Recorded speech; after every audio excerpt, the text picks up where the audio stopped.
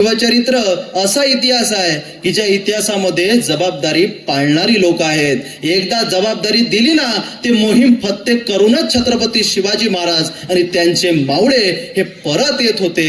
हे खरं अर्थानं स्वराज्याचं सगळ्यात मोठं वैशिष्ट्य आहे आणि विजयाचं कारण आहे.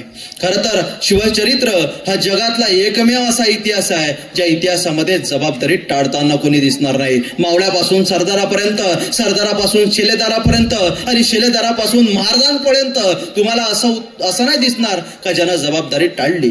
हल्ली आपल्याकडे जबाबदारी टाळणं याच्याशिवाय दुसरा कोणता उद्योग नाही. नाहीतर बघा ना, आपले पोरं, तरुण पोरं टू व्हीलर वरती, बाईक वरती सनकत रस्त्यानं चाललेले असतात आणि रस्त्यानं एक बोर्ड आडवा येतो आणि त्यावर लिहिलं असते प्रवेश निषिद्ध, नो एंट्री, या रस्त्यानं नका जाऊ.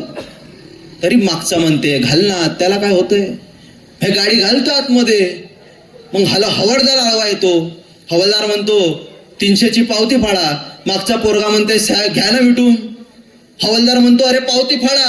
मागचा म्हणते साहेब घ्या ना मिटून. मग यांचं कसं बसं मिटतं आणि गाडी थोडं पुढं आली की मग मागचा समोरच्याले म्हणतो आपल्या महाराष्ट्रात भ्रष्टाचार लईच वाढला नाही.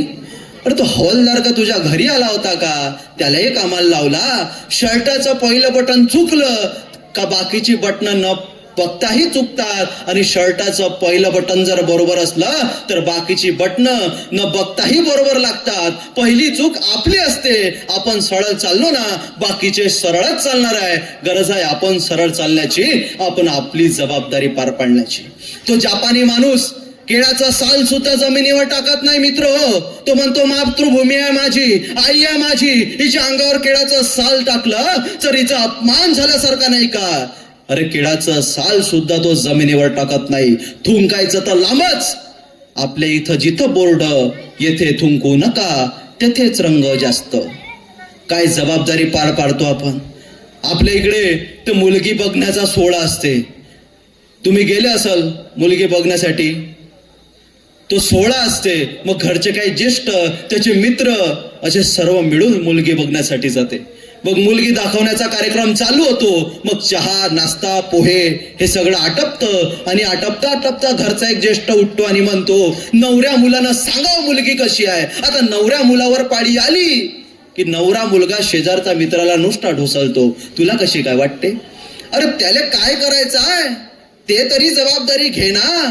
पण शिवचरित्र हा जगातला एकमेव असा इतिहास आहे की ज्या इतिहासामध्ये जबाबदारी टाळताना कोणी दिसणार नाही. हे सगळ्यात महत्वाची गोष्ट आहे, सगळ्यात महत्वाची.